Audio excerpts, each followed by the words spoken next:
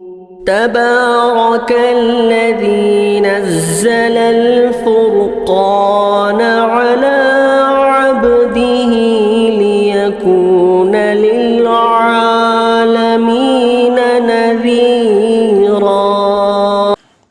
کسی بہن نے سوال کیا ہے مفتی صاحب مصنوعی انگوٹھی بیچ سکتے ہیں، یعنی سونے اور چاندی کے علاوہ کسی اور دھات سے بنی ہوئی انگوٹھی بیچنا کیسا ہے؟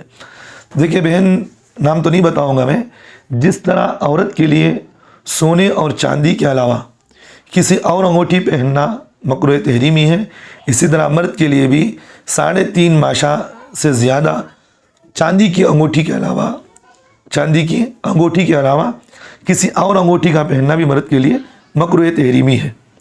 تو صورت مسئلہ یہی کہ جب پہننے کی اجازت نہیں ہے تو اس کا بیچنا بھی جائز نہیں۔